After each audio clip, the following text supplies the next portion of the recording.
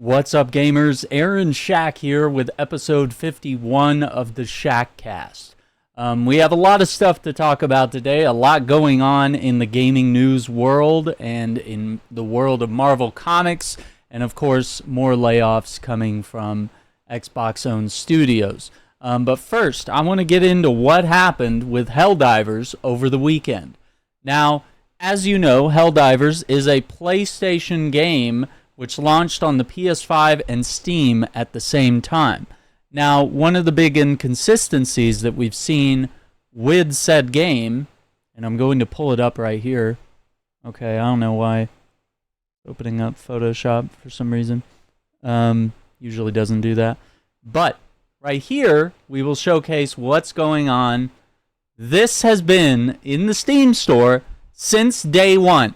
Now, you go here to check if the game has co-op, if it's single player, if it has DLC purchases, if it's controller compatible. This is a common place for you to check things before you buy a game. It tells you about the DRM stuff. And then, of course, most importantly, it says requires PlayStation Network linking to Steam account. So this was a big issue over the weekend because people were saying that this was not known to them. PC players were whining and crying about it, but there is some validity to it, and I'll get into it. But PC players were saying, I don't want to sign up for a PlayStation account. You can't force me to do that. And it's like, well, it's a PlayStation game, and they want to moderate the entire community through the PlayStation Network. And they have said that even though, you can moderate through the PlayStation Network and Steam separately, it makes it difficult because it's a cross-play game. It's going to be a harder path towards making sure that the community is moderated in the proper way, which I would argue that Helldivers, in terms of like reporting players, there's not really great ways to get it done, and there's not really tools for every situation. It could be something as easy as intentional team killing or being kicked from a match because you didn't pick the right guns, or because someone just doesn't like you, or there's a disagreement and they kick you right at the end before you get your experience. There are all sorts of issues with moderation beyond just, toxic stuff that falls into like harassment and, cuss words and words that don't belong in the gaming sphere beyond that.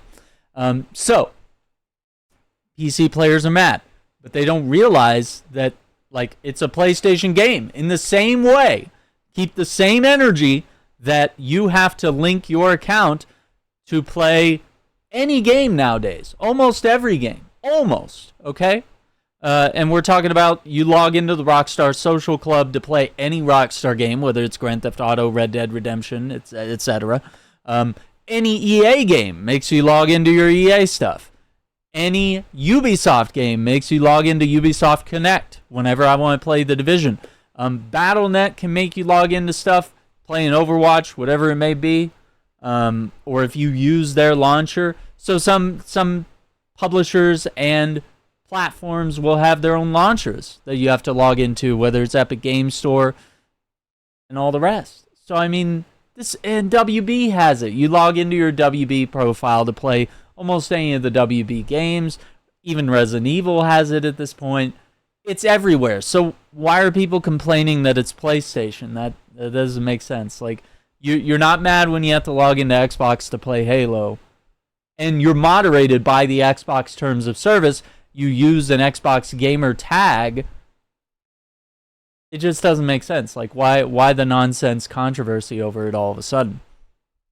Well, the issue gets more and more complicated, right? It starts to blow up more because the PSN network, PlayStation Network, the PlayStation Network is only in certain countries. They have not exactly spread it to the entire world, and it might be issues with laws. It might be issues with not enough of a player base to invest sources there. It could be all sorts of millions of things that I don't want to get into. But there are over, I believe, 177 countries that do not have access to PSN. So players were saying, hey, I bought this on PC, and I've been playing this game for months, and I didn't log into a PlayStation account because it was optional. Now, it was never optional, right? Because it was in the terms, right? Now, wait. They disabled the requirement because, remember, when Helldivers 2 first came out, the servers were absolutely crushed. They were not ready for the amount of players, and especially the amount of players trying to log into a PlayStation Network account and trying to create one probably for the first time. So they realized that that was the issue, and the CEO and the team, under the CEO's advice, and he says this on Twitter, that it was his idea. He made the decision to disable account linking at launch, and I'm going to show all his tweets here in a minute. He made that decision to disable account linking at launch so that players could play the game. So by making that optional at that point, I think players were convinced that, like, hey, even though this says it's mandatory, it gave me the option to skip that in game, and I've been playing the game for months, so I clearly don't have to log into a PlayStation account. Why would I? So players got crazy about that. They got nuts about the regional access to the PlayStation Network, worrying that people in countries all over the world would be restricted from playing the game. Well, let's get into the sources at this point. I have a thread on Twitter from the CEO of Arrowhead, working with PlayStation to make sure all regions can make PlayStation Network accounts and play the game. All right? CEO, right here. CEO of Arrowhead, Helldivers 2 creative director. He really keeps his ear to the ground on stuff like this. He said, hey, unfortunately, we had to disable the account linking at launch and are now re-enabling it. The Steam page has detailed that is a requirement for play since launch, even though it was disabled in-game, right? And then someone asks, there's countries that can't make PSN accounts, and of course, they would have to lie about their location in order to do that, which is also against PlayStation TOS. And he said, we are working on that question with our partners over at PlayStation. Sorry for the inconvenience and lack of a direct answer. We will keep you posted. The CEO, he's a really good guy. I really like him. Further updates happened over the weekend, but that was one of the big ones. And that was the one that caused me to make my reaction video to Pirate Software, because he was intentionally forgetting or ignoring the CEO's comments. Now, I get it. Not everybody follows the CEO on Twitter. Not everybody keeps up with the Helldivers official account, their Discord, and then the CEO's account. This is a guy who only looked into half of the issue. And the reason why I attacked so hard was because this guy had some childish energy, okay? And he was like, I don't like that they're requiring, I don't want to sign into a Sony account. And, he says, I don't trust PlayStation, blah, blah, blah. That's your own problem, dude. This is a PlayStation game at the end of the day. That's how I see it. So he said, I'm deleting my Helldivers emotes from the Discord. I'm deleting the Helldivers channel. And I'm never supporting Arrowhead again. I'm never playing Helldivers again. I've deleted the game. I've asked Steam for a refund, blah, blah, blah. Guess what? Nobody cares. Nobody cares that you threw a tantrum and took your toys from the playground, took all your toys home. Nobody cares, right? There have been a million times where I've been mad about Destiny, and I've been like, I'm going to delete it from my, delete it from my console, my PC, whatever. I'm going to delete it from my Discord. Why do I need to have Destiny in my Discord if I'm not playing it anymore? And if I'm mad at the game, and me and some of my friends might be mad at the game together, but like at the end of the day, like nobody cares, and it doesn't matter how big your following is at that point. So that's where I think this guy's a complete hypocrite and someone that is not knowledgeable of the situation. Now, of course, can I fit all this into a minute-long, YouTube short, TikTok, all that stuff? The TikTok's about a minute and a half long, and I linked it in the YouTube short. But of course, it's the YouTube short and the Twitter video that ends up going viral. So, more comments from the CEO of Arrowhead as we get into it. All right. So he says, I do have a part to play. I'm not blameless in all of this. It was my decision to disable account linking at launch so that players could play the game. I did not ensure players were aware of the requirement, and we didn't talk about it enough. We knew for about 6 months before launch that it would be mandatory for online PlayStation titles, right? And then someone says, you knew about it and you sold it to non-PlayStation countries? And he says, we do not handle selling the game. That's PlayStation. That's the publisher. See, it shows a lot of people are not very knowledgeable. I've been in the game industry for a long time. I'm learning, and I have learned a lot of the ins and outs of how things work. And I know a lot of times that with patience, a lot of things can be solved with patience and calm. Okay? So what happened next? Well, only later that evening, PlayStation comes out and says, Helldivers fans, we've heard your feedback on the Helldivers 2 account linking update. The May 6 update, which would have required Steam and PlayStation Network account linking for new players and for current players beginning May 30th, will not be moving forward. We're still learning what is best for PC players, and your feedback has been invaluable. Thanks again for your continued support of Helldivers 2, and we'll keep you updated on future plans. Now, Pirate Software immediately said, came in with his thing. And I'm not against this guy. I just think he's a hypocrite in this situation. I've got nothing personal against the guy. He can be right about a million other things, but he was misinformed on this one, and he went too hard after Arrowhead when this was really a Sony issue. So now he's changed his tune so he can go viral. So I said, I believe you're refunding the game and would never play it again or support the developer while deleting emotes and Discord channels. Still the plan? Hypocrisy. So a lot of people like that, definitely. But the thing is, I just wanted to see if that person would keep the energy that they had going. And I guess we'll see, but I mean, I'm not gonna keep up with stuff like that. But here's what's interesting. What caused PlayStation to do this? Well, it was review bombing on the Steam store. On the Helldivers 2 store page, right? You put in your reviews. Now, it is still at mixed reviews. All reviews are mostly positive, but recent reviews are at mixed. So 66% of the reviews were positive. 74% are positive now.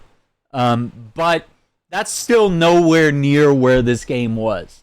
This game was mostly positive across the board. I strongly resolved that Helldivers 2 is probably Game of the Year. There have been some really great games this year, like Final Fantasy VII, Rise of the Ronin, Final Fantasy VII Rebirth, to be specific, Dragon's Dogma 2. There's going to be more great games before the year is up. But I think Helldivers 2 has come in and put about a radical change in gaming.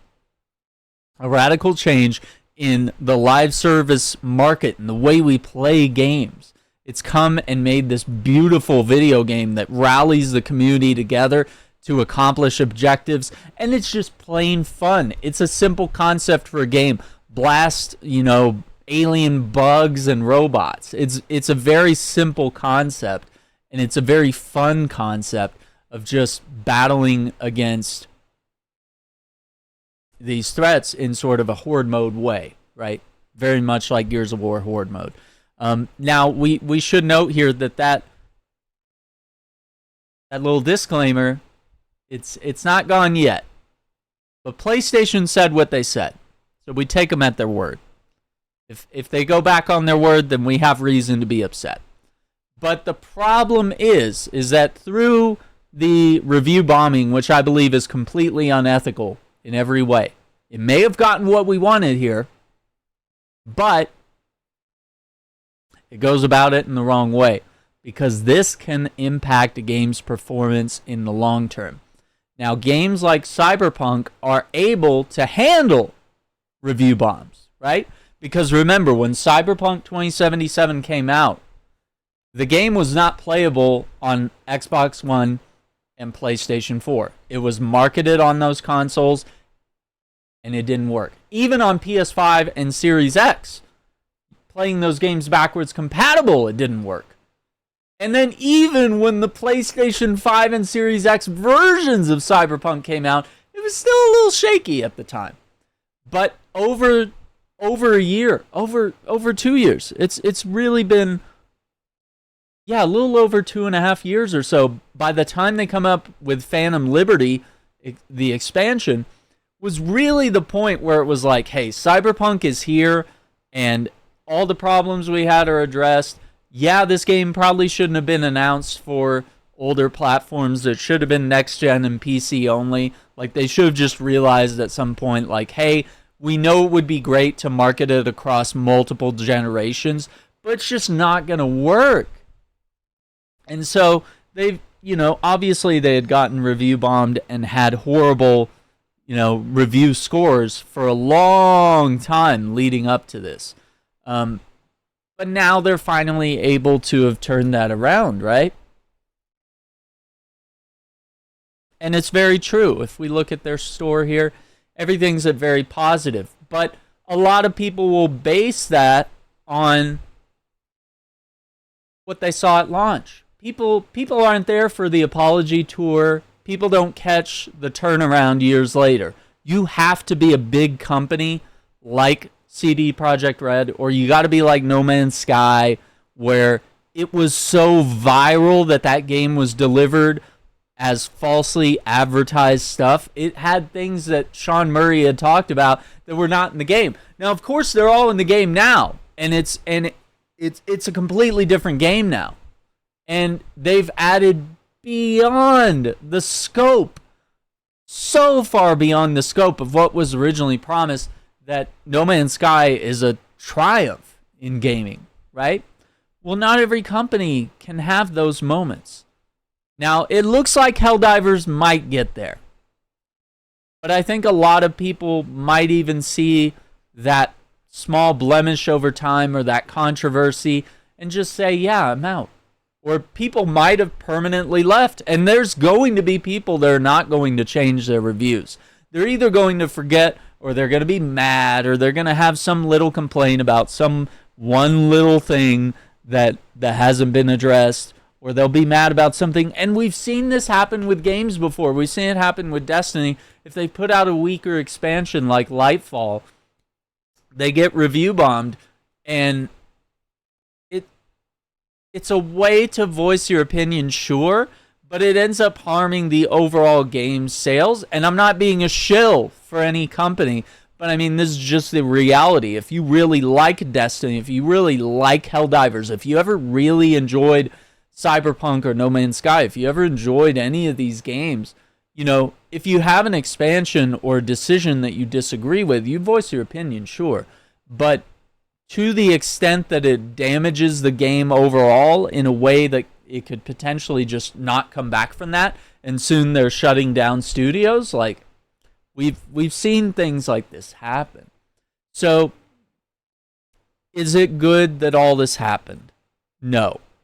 Is it good that a solution was reached? I think regardless, the review bombings led to Sony listening, right? That's a solution. But I also think that the CEO did mention that PlayStation and Arrowhead were working on a solution. How hard would it be to make sure that people could make PlayStation accounts in whatever region?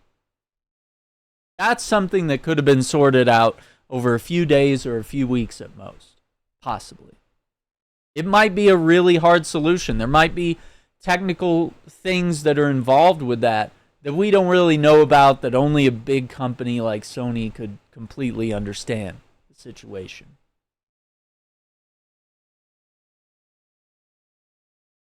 But I think either way, we were headed to a solution. And so that's why I was so defensive of Arrowhead and even PlayStation. And I'm not even a big, I have PlayStation. I play PlayStation. I love PlayStation, but I love Xbox. I love my gaming PC. I love my Nintendo.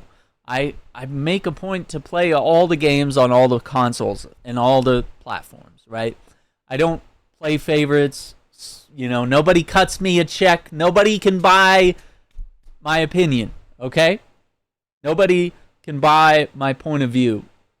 Reviewers have sent me codes. I've had products to review on the channel. Just because someone does that and I review it and I put a disclaimer that I get the product for free to cover it on the channel, or as a written review or whatever it may be, all the various things, right? Be a multitude. That doesn't mean that they get to tell me what to say about the game or that I'm going to be extra lenient. I'm going to be honest, because what matters is the connection between me and the people that are watching that trust me as a voice of logic and a voice of reason. So,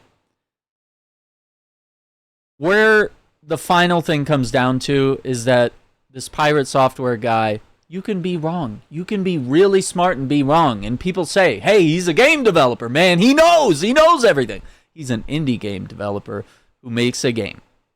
That's a little different than being involved in something with PlayStation and Helldivers.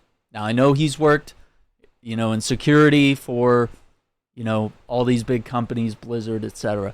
I like the guy. I like a lot of his videos. I know a little bit about him. But just because you're smart and have good takes sometimes doesn't make you completely infallible. And I've said this even to my audience of viewers when they say, oh no, Aaron, you're totally right. You're always right. You always have the best point of view. I'm always going to support you. I say, no. You have to have a mind of your own. You can't listen to people like me and him and other people on the internet and build your entire being, your entire point of view, your entire lifestyle around it.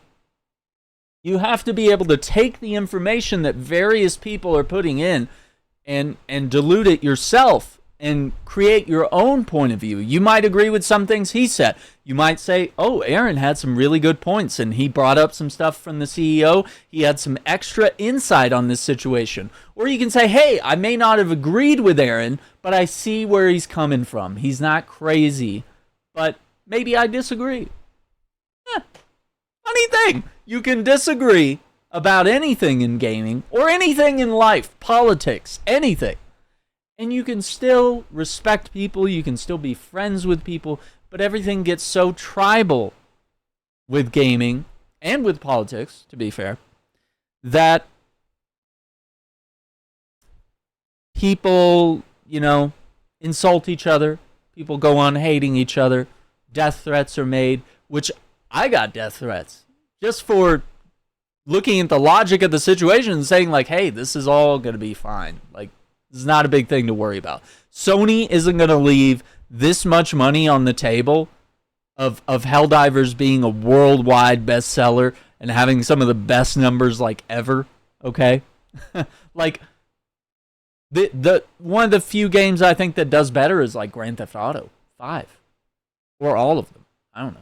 But I mean, Helldivers sold really, really well. There's no way Sony would let that many refunds happen without doing something. So something would have happened. We'll never know, but we will find out with Ghost of Tsushima and its multiplayer if linking a PlayStation account is mandatory, optional, whatever it may be. Or as more PlayStation games come out. And PlayStation has always flirted with the idea of like, hey, we're going to make a launcher. And guess what you're going to have to do to get in the PlayStation launcher on PC? You have to log into a PlayStation account to access your PlayStation games. It's like every other launcher. Yeah. So, this is where it really gets crazy. Is that when you make videos, like what Pirate Software did, and you don't have all the details, that weaponizes the community in a way. And he has a big following. And I'm sure other creators did it too. And news outlets even have big followings. And you are responsible, in a way, for what you put out there. Because does it rally the community to do review bombs, which are unethical, but it manages to get the job done? Yeah. But it also weaponized people to threaten the community manager and to threaten the developers and to go in the Discord and drop threats there and send threats, through all forms of contact, and probably even to PlayStation. And even I got death threats. And some of them are pretty nasty stuff from what I was able to read from both mine and others from what they shared. And I'm not going to share it here. But it's vile. It's disgusting. And that's a crime. That's the kind of stuff that the FBI will be knocking on your door and say, like, hey, we have, like, just because you said on Twitter or Discord or wherever or whatever it might be, there's a record everywhere, okay? Everybody's watching. Steam's watching, PlayStation's watching, Twitter watches, everybody's got logs. Everyone keeps track of this stuff. That can take you right to court and right to jail for a long time. So, or prison, as it were. But that is the Helldivers situation. Where do you stand on it? What do you think? I think things were going to be fine either way, and I don't think that people were going to be excluded. I don't think that they were going to leave that many players on the table after making that kind of money. And with the possibility of only making more money as the game grows in popularity. There you go. Remember that the best way to support the channel is to sign up for a membership on the YouTube channel. Members get exclusive channel badges to highlight their continued support over the months and years. As a member, you get access to special emojis expressing a variety of emotions and support for the channel. Members will also receive photo and status updates, early access to select videos, and at higher tiers, access to a members-only Discord channel. Your support is what keeps the Shackcast photography blog and the YouTube channel going. Please like and share the video and subscribe if you're new to the channel. Don't forget to ring the notification bell so you don't miss out on a video or a Shackcast episode. Thank you for tuning in. Check out my merch store on Spring. Link is in the description. You'll find apparel, homeware, accessories, pet stuff, and drinkware, all designed around my brand. I'm proud to sport this stuff myself, and I know you will enjoy it as much as I do. Profits from the merch store support the podcast and the YouTube channel. Take a look and see if anything suits you. I have a wide arrangement of colors and sizes, with many designs being rotated in constantly. Listen to the podcast and check in regularly for coupon codes. Thank you for your support. All right, so next. Layoffs. Per Jeff Keighley, Xbox today announced internally it is closing 4 Bethesda Studios 3 years after acquiring the company. Arkane Austin, Tango Gameworks, creators of the Game Awards winner Hi-Fi Rush, Alpha Dog, and Roundhouse. So those are all 4 studios. Arkane Austin, Tango Gameworks, Alpha Dog, and Roundhouse. So Arkane Austin, really well known for the Prey game in 2017, I believe.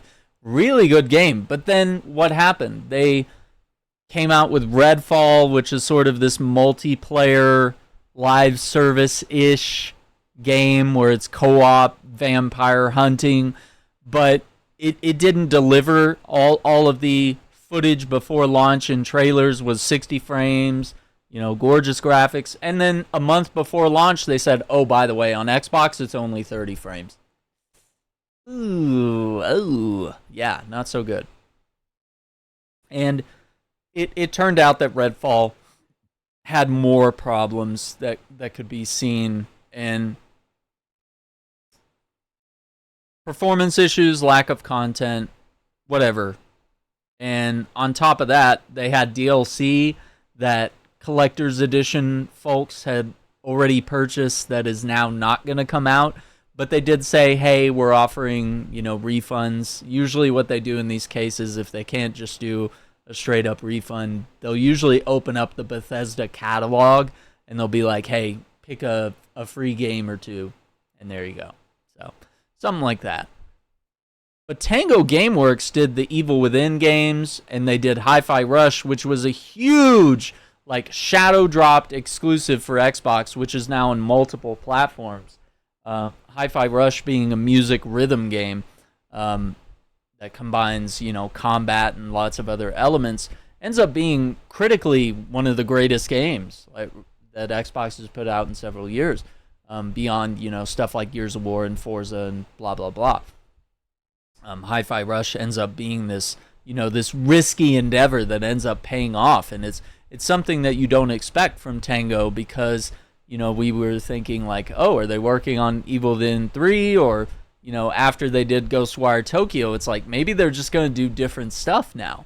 Nobody really expected what Hi-Fi Rush was, and even though the game was successful, it didn't necessarily sell well, and that's kind of the problem. You can make a really great game, and I don't know if the expectation is that you need to sell Call of Duty numbers, or if it just really didn't exceed some sort of reasonable expectation of what an indie game would sell for.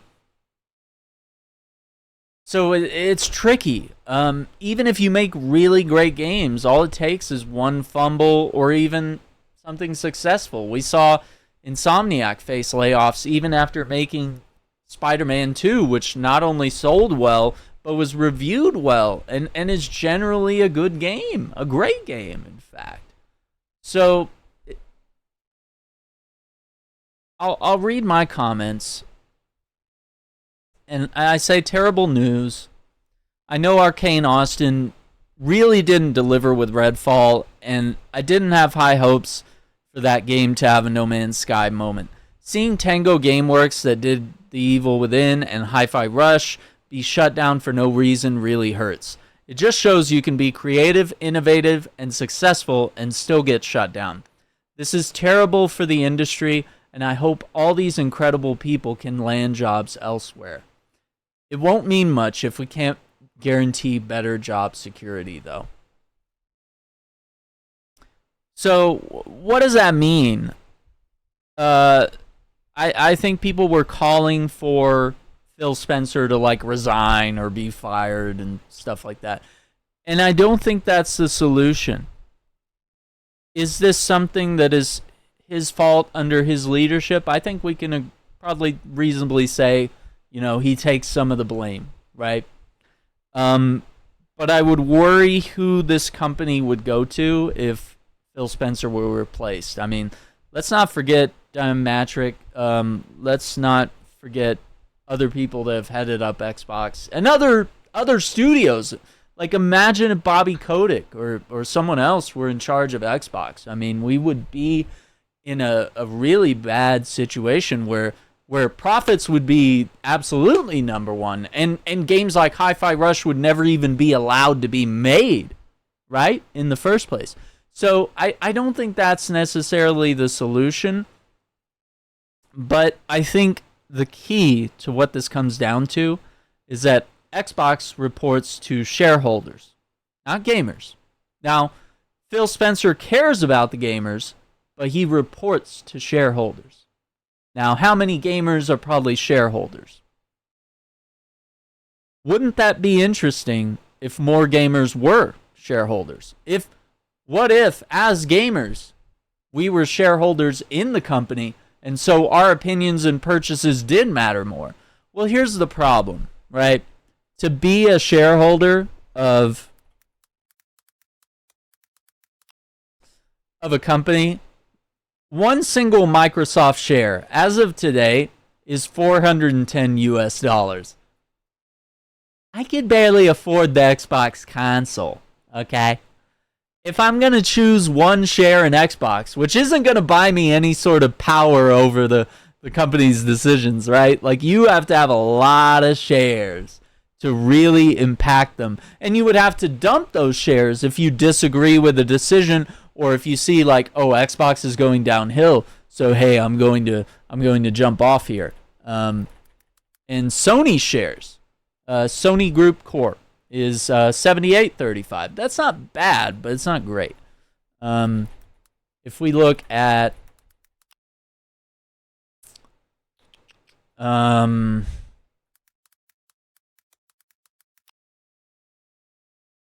yeah, if we look at those and we realize how expensive it would be for gamers in general, even a mass population of gamers, our incomes would have to be substantially higher. And there was a time, and there is a time at times where share prices go down and they become, easier to invest in.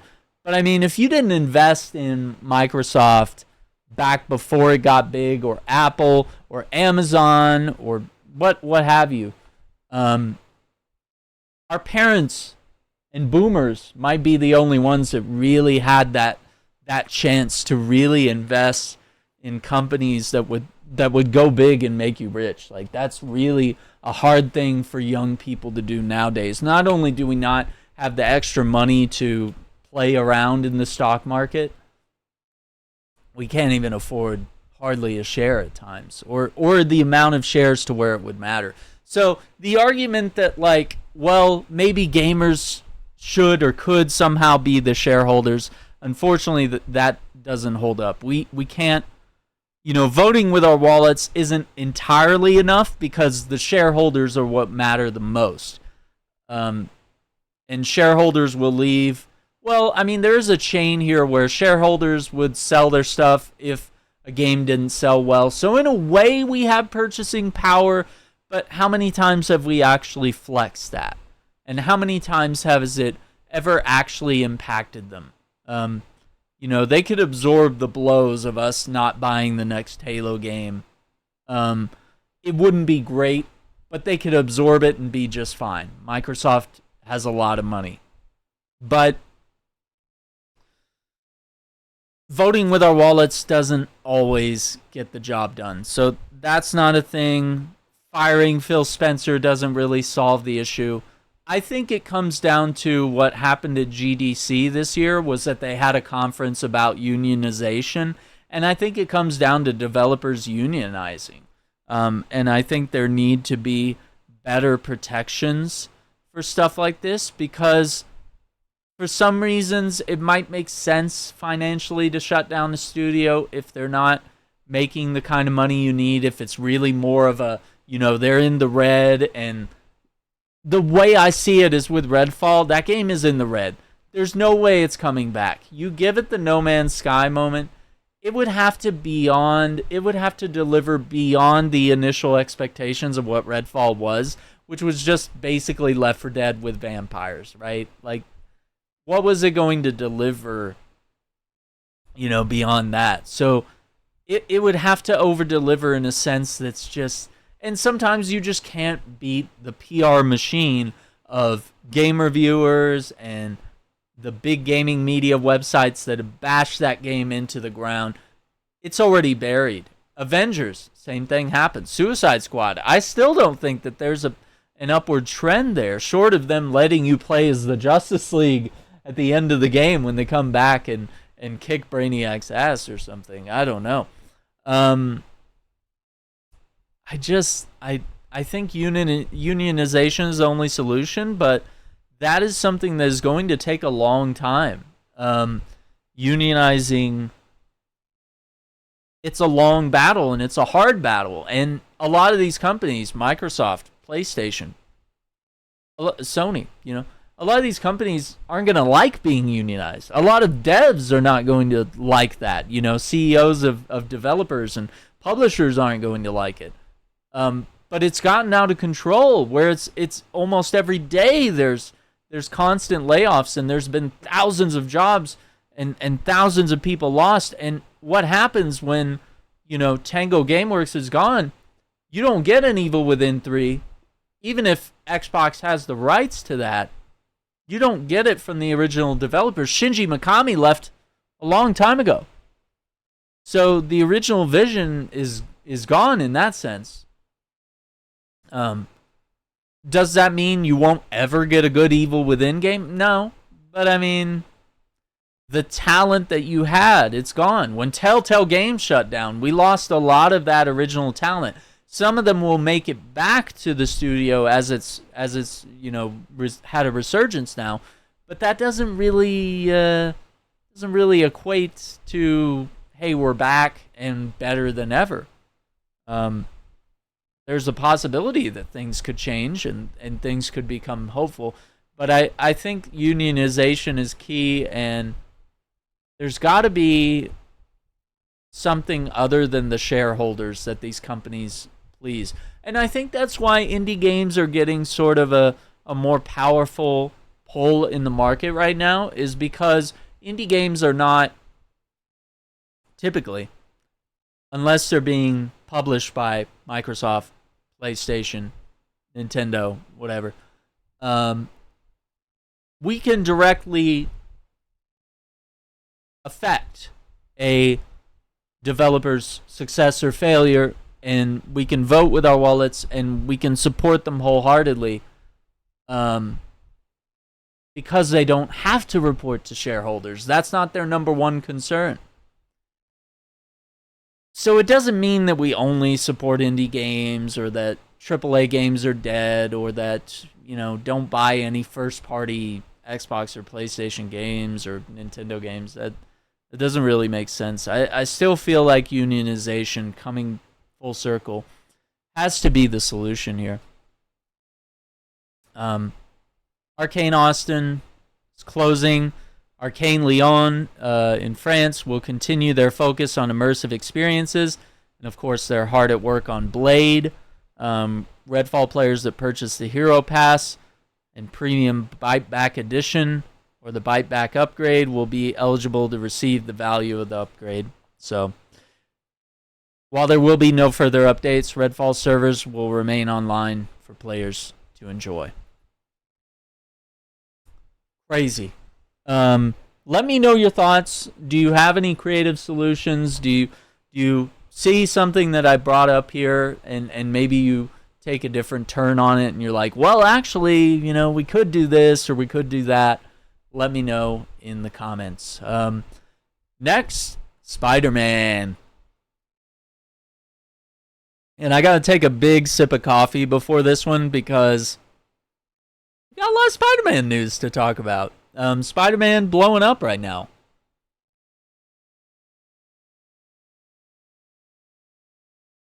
Alright. So, if you haven't heard already, all the Spider-Man movies are coming back to theaters, and some already have. So, I went and saw the Tobey Maguire Spider-Man trilogy, the Raimi trilogy, and just this Monday, I saw The Amazing Spider-Man, Andrew Garfield, Emma Stone, Dennis Leary. Awesome movie. And I wanted to talk about it a little bit, because while it's kind of like a limited run in certain theaters, it's not really like a full theatrical release. This is done better than Madam Web, but not only that, but it's shown what we're missing in the comic industry, in the comic book movie industry, is that the Raimi trilogy, let's take it one by one here. Spider-Man had a lot of heart. It really told the story really well, and Tobey, I can't overstate how well Tobey played the everyday nerd, especially in that time period where I was growing up. Like, his experience was my experience. Like, I had all those moments in high school and middle school and stuff like that. It was so accurate. And the crush on the girl next door, and just the way that Kirsten Dunst brought that chemistry and that beauty of the character into the film. It's just so perfectly casted. And Willem Dafoe nails it as this, he's a super evil villain with a psychological disorder happening, But at the same time, it's like, it is kind of campy. Like, you have to admit that no matter how dark and serious Spider-Man gets, it's still a guy in a unitard, a blue and red unitard, swinging around, with the abilities of a spider. So it is wacky. It is campy. And that's what's so great. Like, everyone in the theater was, like, laughing at all the jokes and even the silly moments where Toby just says something that's kind of dumb. That's just like him being oblivious to Mary Jane or just being a goofy nerd, right? Like, and we just kind of laugh at how funny that is, because it's either relatable or we've been there, or it's something we've seen in our lives. I mean, it's really powerful, and I think comparing it to the Amazing Spider-Man, and I'm not done talking about the Raimi stuff. It's the camera angles that Raimi uses. The camera angles, the editing, some of the digital effects even hold up really well. But it's really the way those shots are framed and the way the camera follows the action that makes it to where you're not just watching a blur on screen. You can really see these animations flow, and it really puts you in Spider-Man's shoes. It really makes you feel like you're swinging through New York, even though they didn't really use a lot of first-person, camera stuff. They just managed to capture that action. And I think a lot of that has to do with Sam Raimi being a horror movie developer. You can see throughout the entire trilogy that there are scary moments. Legitimately, he's really good at building tension and horror and having people scream and having those campy moments of Goblin dressed as an old lady and you turn around, and then the scream comes out and everybody kind of jumps back a little bit. And it's the same with the villains. It's the same with Venom crawling around. Like, his experience as a horror movie director really shows in his trilogy. And I think having rewatched those movies, I love these movies already, but I have such a greater appreciation for what was done with those movies, and it really shows what we're not getting with Tom Holland, and with him pretty much being Iron Man Jr., and I honestly like the organic web shooters more. I like that idea, because, like, if you get bit by a spider, you get all the abilities of a spider, except the ability to shoot web. You have to craft the web shooters.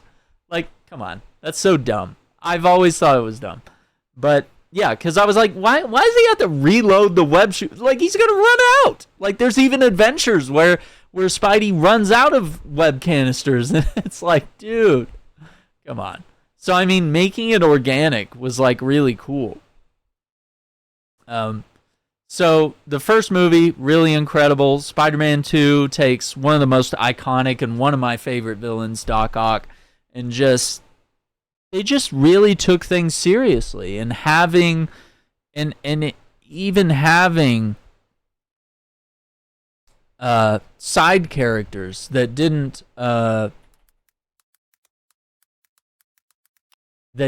have, like with Curtis Connors, Dr. Curtis Connors. He has a consistent, like, role throughout the Spider-Man trilogy, but he never becomes the Lizard. So, and I feel like if they ever do a Spider-Man 4, maybe they could give us that payoff. But, like, he plays such a key role in showing Peter in Spider-Man 2, like, hey, you're coming up short. Like, you're late to class, your grades are not good. The trade-off of being Spidey versus Peter Parker, like the way they showed that at the beginning of the movie, where it's like, dude, you can't even deliver the pizzas on time. Even when you ditched the bike and you tried to get there as Spider-Man, you had to save someone on the way there. Like, even then, you still can't be both. And then for a while, he decides to just be Peter Parker because he realizes, like, holy crap, I'm losing my powers because I'm failing to juggle this great responsibility that I have. It becomes when I was younger, I thought that was kind of dumb, but, like, now that I understand storytelling and the depth of of using that to show character growth, it makes sense. And it's not something that's never happened in the comics, right? There's been a million times where Spider-Man has put his costume in the trash can for one reason or another. So showing that delicate balance was really powerful, and that I like that the movies kind of grew with me, and maybe that's why it's not as relatable for people of other ages, but for me it was like I was pretty young, but I felt like as I watched those movies, high school, college, like it felt like we grew with the character of Peter Parker and his friend group. And I think that's what made it more interesting. Had it just been him having campy little high school adventures, I don't think it would have been as good. Even though there's comics that are totally rooted in Spidey being a high school kid, you know, doing that whole thing, I think it was perfect to frame it. I probably would have done junior year and then forward, but I think they pretty much just did senior year and just, hey, you're graduating, you're moving, you're going to college, you know, you're in college. You know, you're trying to balance all these things of trying to pay rent in New York, which is a struggle for your tiny crap apartment, and you know, you're trying to balance the girl of your dreams with your best friend that seeks vengeance against Spider-Man. Like, it's just it's campy in some ways, but it's so perfect. It's just really good storytelling for the character that we haven't seen since. So, and the cool thing about, I think, all of the Spider-Man movies is that New York is a foundation. It's even a character in the film. It was a mistake for Far From Home to leave New York behind, and that's why I feel like Holland's Spider-Man has never really taken off. It's never really established the full New York. It never has shown New York as a character in the way the Spider-Man movies that Raimi did showed the city. It showed iconic landmarks and Spidey swinging through iconic locations and interacting with people in New York, and then even the New Yorkers, when they stand up against him and throw their trash and food at Green Goblin, they're like, hey, you pick on Spider-Man, you pick on all of us, you know, he's a New Yorker, you know, like, and then we see it in Spider-Man 2, like the same moments kind of happen. You see it in Spider-Man 3. The same moments continue as New York is focused on a key part. If you take Spider-Man out of New York, you really just don't have it. And they even showed that when he was like swinging through the country club and there was nothing to attach web to, so he had to start running. It was a funny little joke, sure, but you're ruining the essence of the character. So I don't know. I could talk all day, but let's go to Spider-Man 3.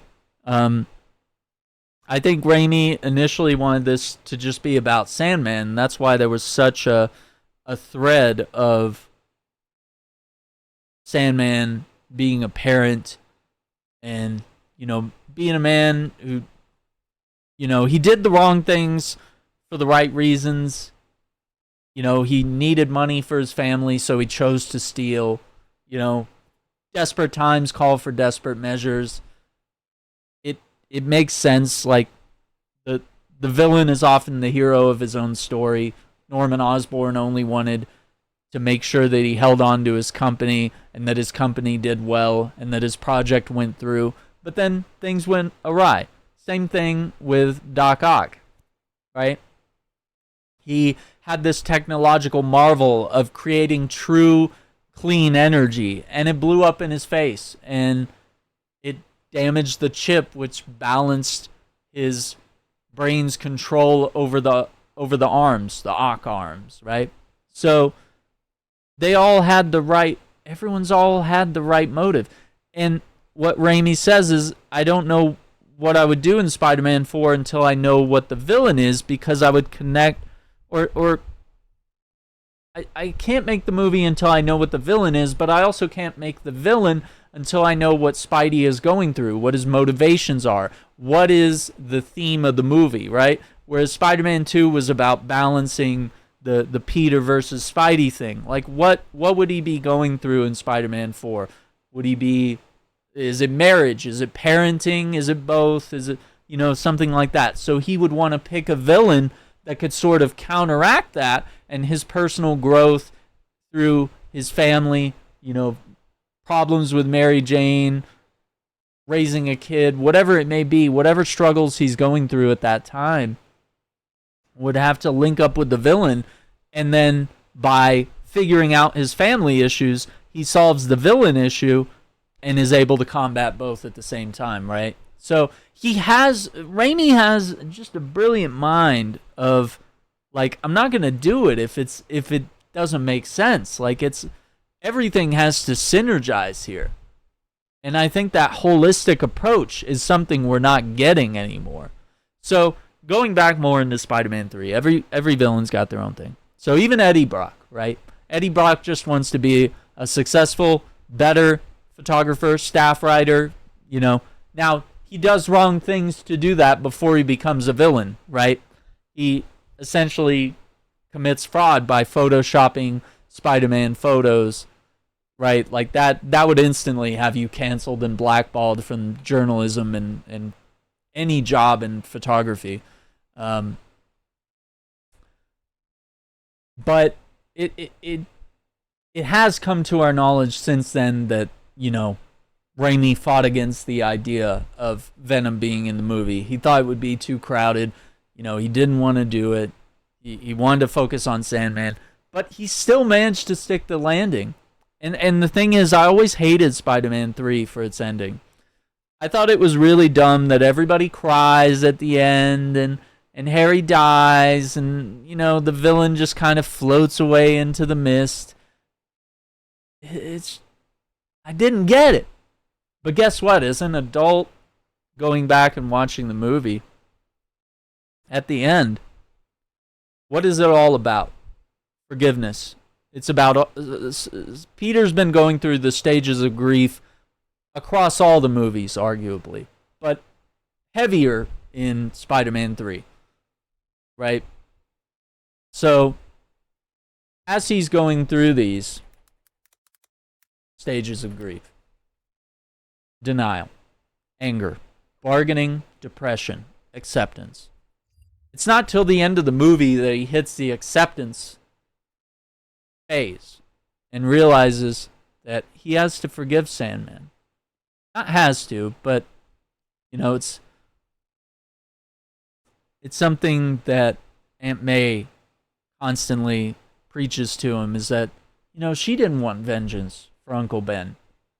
She knew Spider-Man wasn't a killer. And so when Peter told her, hey, Spider-Man killed Uncle Ben's killer, like, she didn't smile. She wasn't happy. And it was pretty early on that she probably knew that Peter is indeed Spider-Man. But even to the point where she didn't know, she knew that that was morally wrong and not something she would want, even though she would be perfectly justified in wanting that, right?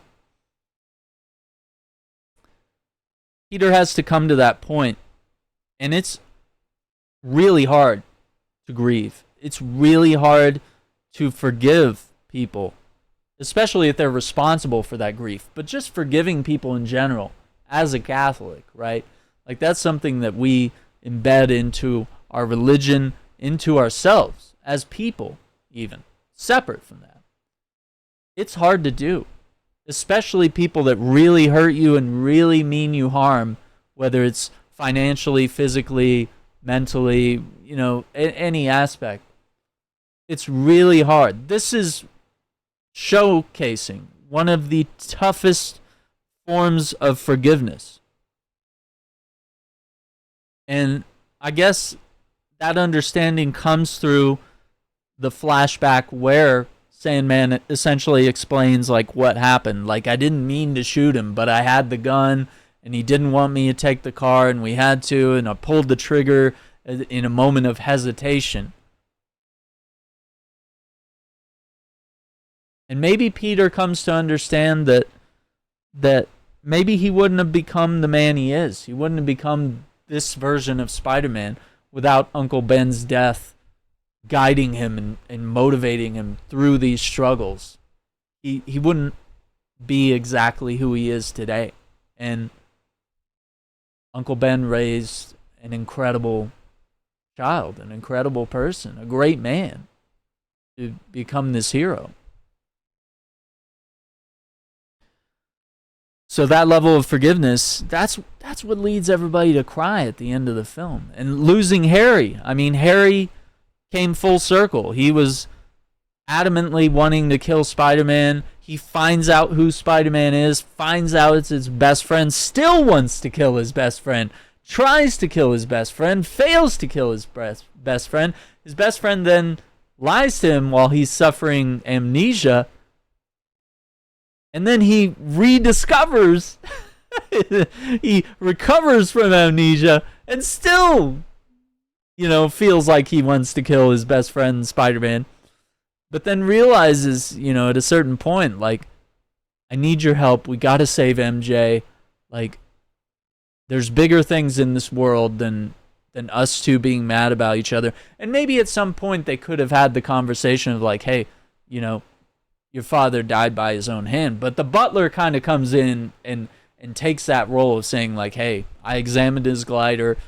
He died by his own hand. It wasn't Peter that killed him. Like, maybe that's what finally pushed Harry over the edge. But I feel like there was adequate justification before then.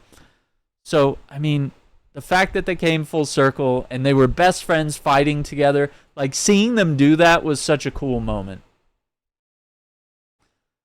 And it's only through the understanding of an adult who has, I've been through friendships and relationships that have gone backwards and sideways and come back around full circle, and you end up being better friends than you were in the first place, right? That's what we saw. And so it doesn't matter if none of that happened. I feel like they would still be crying even if Harry was pure evil and died, and they were watching him die, and he was pure evil, and he says, I still hate you, even though I'm dying. Like, they would still cry. Like, you would still cry if you're losing your best childhood friend. So the fact that all those emotions, all those things transpire, the tears make sense. It's not campy. It's not stupid. It's the reality of the situation. And yeah, Eddie Brock becomes consumed by greed and power, and that's why he dives in to catch the Venom thing. He doesn't want it to be destroyed. He becomes consumed by that power that he had for a moment, that he ends up dying. He ends up killing himself in the Green Goblin grenade, right? And then Sandman's forgiven, and he just he cries too. And I thought it was dumb as a kid. I was like, why is everyone crying? This is so dumb. But he fades away, and I assume that's like to go be with his wife and kid and maybe try to turn things around. Or maybe it's just a really sad story of like, his wife didn't really seem very forgiving. But if he was, if he's no longer a wanted man, then maybe there is a chance for growth there.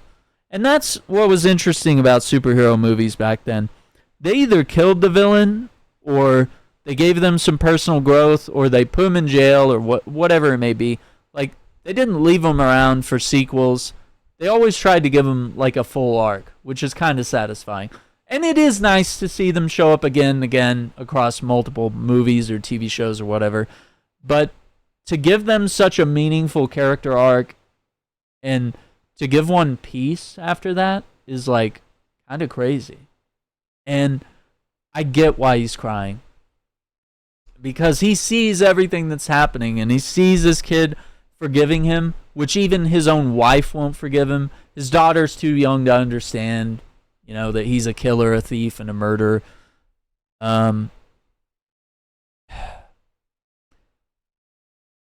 That kind of it's just good writing, and it's good emotional storytelling, and it's kind of a perfect way, even though that was probably not meant to be the end of the franchise. That was a great way to just send everything off. It's like everything's peaceful, everything's fine. Like every character's kind of had their full arc, and we're left at the end of like, are Peter and MJ gonna get together again? Seemed like it.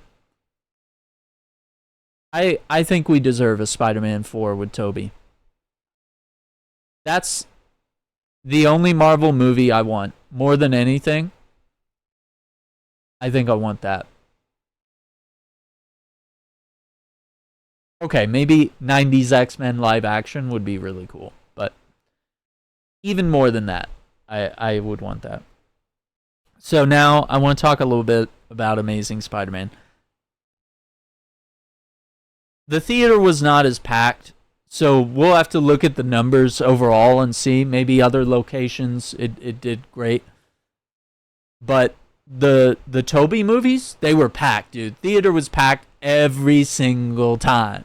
And we were laughing and reacting to stuff, and anytime like a meme came up, like the Harry turning around and winking at Spidey, like anytime those famous meme gifs came up, like people laughed, dude. Like it was so great. But that doesn't mean this is bad. I actually really enjoyed watching Amazing Spider-Man. It's been a while since I watched it. Came out in 2012. I think Andrew Garfield's great. I think his wittiness and his jokes and stuff, he becomes a different person when he puts on the Spider-Man suit. And he does become that guy from the comics that's always making the funny little jokes while he's webbing him up and beating him up and stuff. And his chemistry with Gwen, it's really great. It's really organic, and it's really a product of its time. In the same way that Tobey's movies were a product of their kind, Garfield is kind of the shy punk emo skater boy, you know, of the early 2000s, 2012 era. Like it fits with the time period, right? Of him being this kind of shy and skit. He's a different kind of nerd, and the storytelling kind of evolves with each, you know, not that it's better now, but it just changes with the times, right? Spidey is different now than he was in the 1960s, right? In the 70s, and the 80s, and the 90s.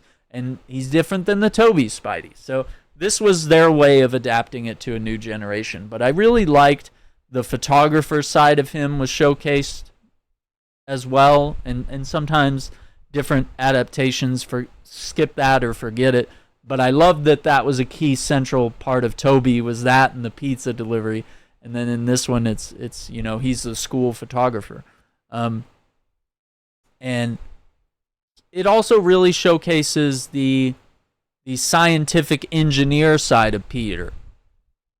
And I thought that was really cool. He was making his own gadgets and web shooters. He made the door lock. You know, he's doing research, discovering what his parents' research was all about and why they had to go into hiding, and, you know, whether they got murdered or not by Oscorp, who knows? It's really interesting. But it to me, it's a great movie, but it still shows like, wow, we really had something iconic with the Raimi series, and Sony wanting to move on and recast. Not great. But I think everyone in this movie rocks it.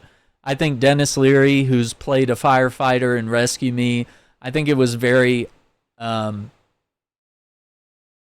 casting to have him play kind of the police chief role of Captain Stacy.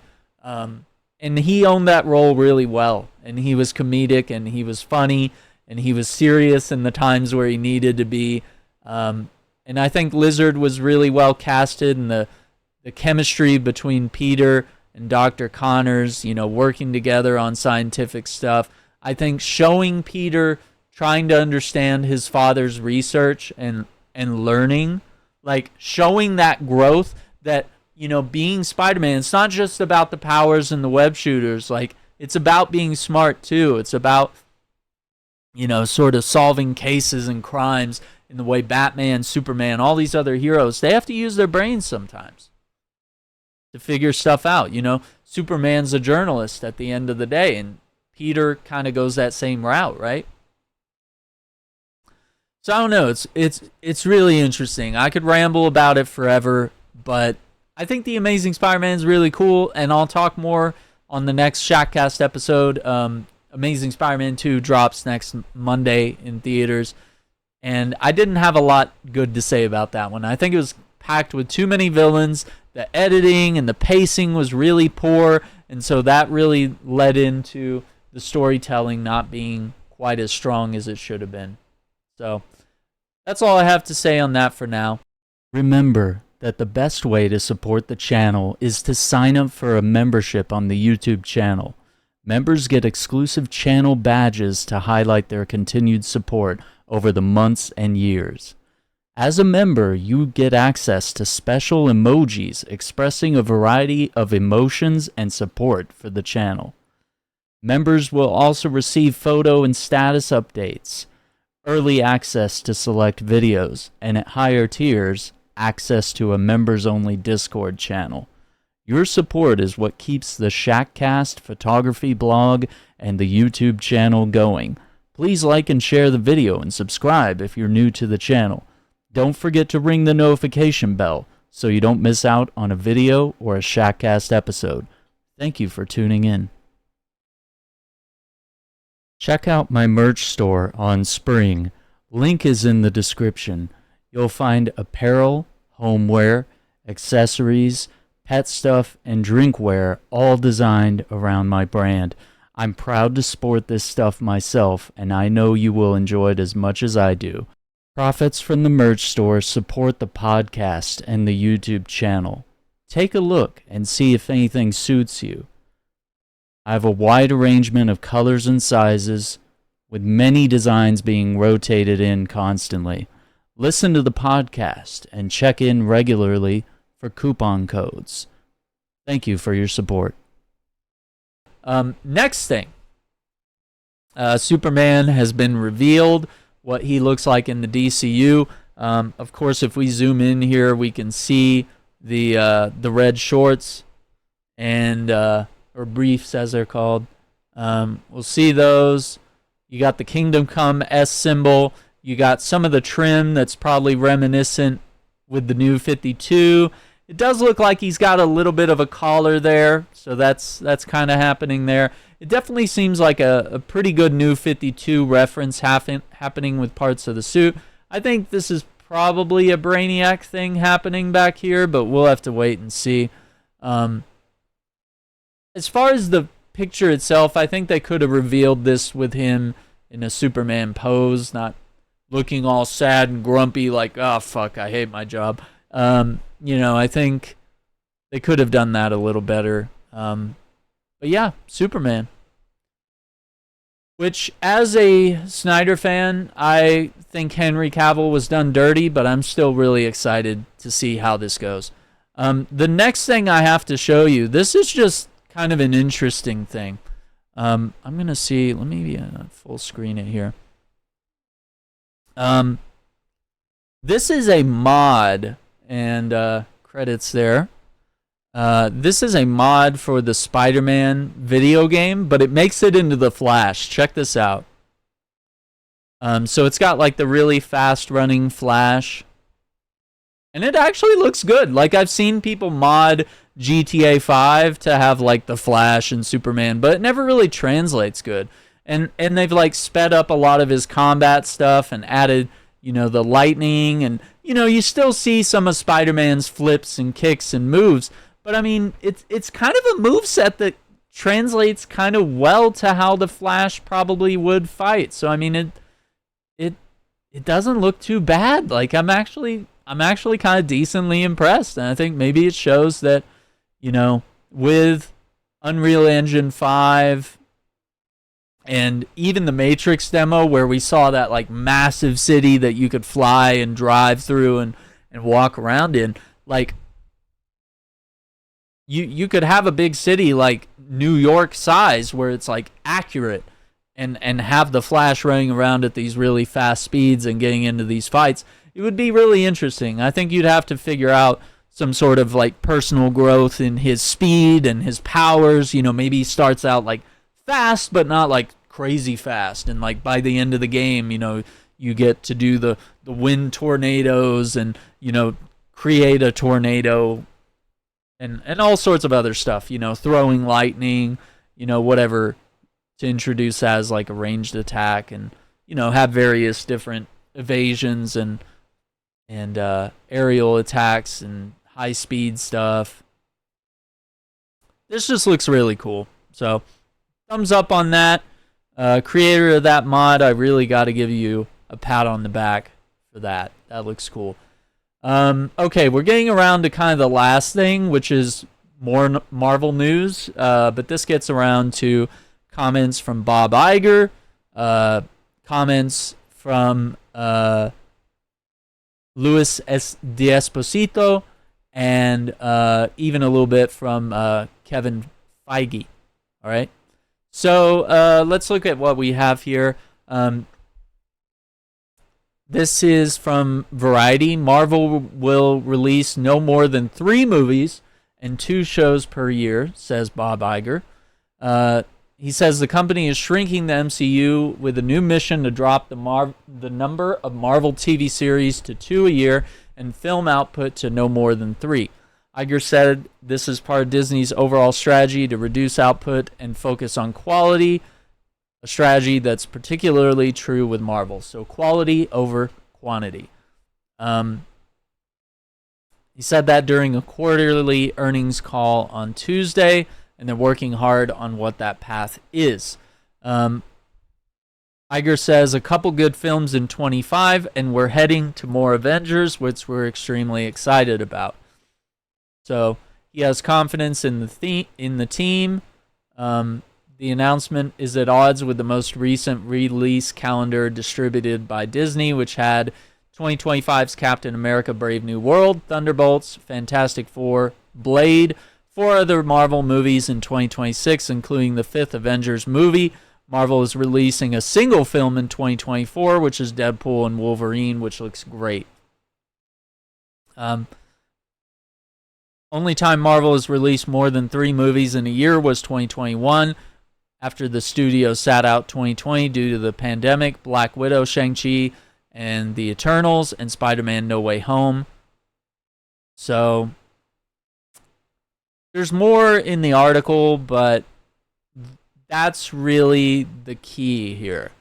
And I think more is less. I think if they could make stuff that's as good as Sam Raimi's first Spider-Man film, if they could just make every film that level of quality and attention, character growth, you know, don't focus so much on the PC politics, politically correct stuff, and trying to tell LGBT stories through the MCU, or trying to be like heavily on the race stuff. Like, I get that X-Men is all about civil rights, and that's great, and that should always be the key focus, is that parallel, right?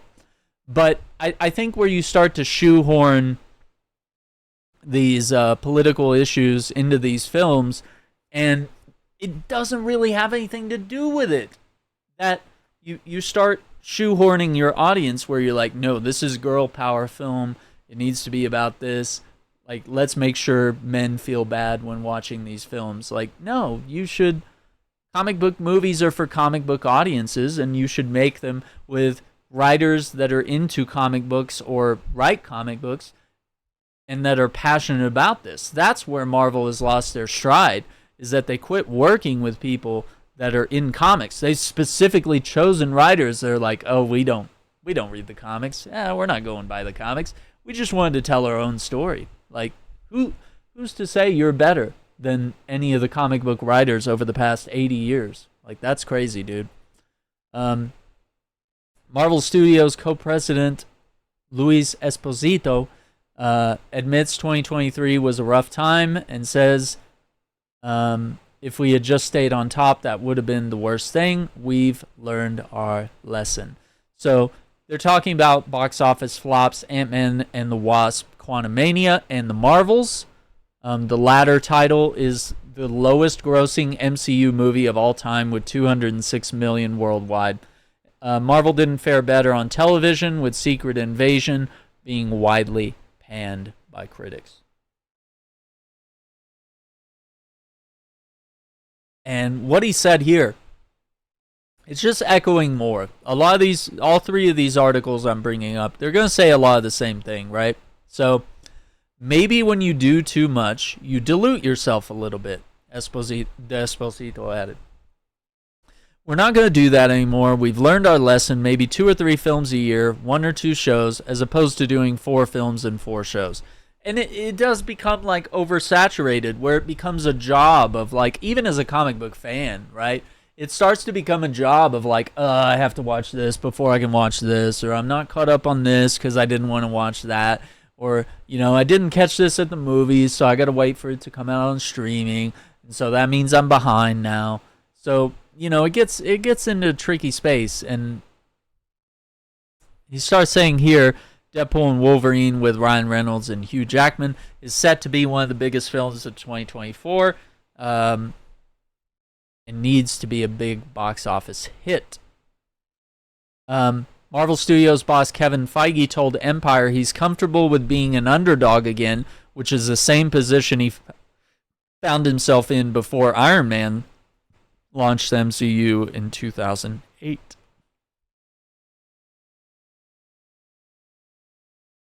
It's nice to be able to rally behind one feature project this year, Feige said. I'm much more comfortable being the underdog. I prefer being able to surprise and exceed expectations. So it does seem like the last year, which has not been ideal, has set us up well for that. Sean Levy says you'd have to live under a rock to not know the last few Marvel movies have failed to ignite the world in the way that so many did. We do come along at an interesting time, and we are decidedly something different. Whether it's of its messianic proportions, time will tell. Deadpool and Wolverine coming to theaters nationwide July 26th. Esposito in this third article says that it's been a rough time at the studio, but we're coming back strong. I think it's just got kind of more of the same comments here. They're excited to rally behind one feature project. Some of the lines that Ryan and his writers and Sean worked on have taken on more of a meaning, says Feige. They're ready to bring a completely different flavor to the MCU. They're decidedly doing something different. So I think that's where we kind of land on that. What do you think about the Marvel Universe, the MCU? Are you excited for Deadpool and Wolverine? Do you think that this is the opportunity to wow our audiences again, kind of like Deadpool and Wolverine will do, but kind of like what Iron Man did back in the day? I mean, kind of the way the Spider-Man movies got us really excited about Marvel back in the early 2000s. Let me know your thoughts in the comments below. Keep it kind, be cool. We can all disagree on things and still respect each other at the end of the day. So, I want to thank you for watching. This has been Shackcast episode 51, in which we talked about Helldivers, we talked about Spider-Man, we talked about Marvel, we talked about layoffs in the video gaming industry. Make sure you hit that like button, subscribe to the channel, ring the notification bell. Thank you for listening on all the podcast outlets and watching if you're on YouTube. Appreciate all the support. Sign up for a membership if you can and support the channel. Keep the podcast going and all of the content I create here. It is all funded by you. So thank you for watching. Stay safe, and we'll see you next time. Bye. Remember that the best way to support the channel is to sign up for a membership on the YouTube channel. Members get exclusive channel badges to highlight their continued support over the months and years. As a member, you get access to special emojis expressing a variety of emotions and support for the channel. Members will also receive photo and status updates, early access to select videos, and at higher tiers, access to a members-only Discord channel. Your support is what keeps the Shackcast photography blog and the YouTube channel going. Please like and share the video and subscribe if you're new to the channel. Don't forget to ring the notification bell so you don't miss out on a video or a Shackcast episode. Thank you for tuning in. Check out my merch store on Spring. Link is in the description. You'll find apparel, homeware, accessories, pet stuff, and drinkware, all designed around my brand. I'm proud to sport this stuff myself, and I know you will enjoy it as much as I do. Profits from the merch store support the podcast and the YouTube channel. Take a look and see if anything suits you. I have a wide arrangement of colors and sizes, with many designs being rotated in constantly. Listen to the podcast and check in regularly for coupon codes. Thank you for your support.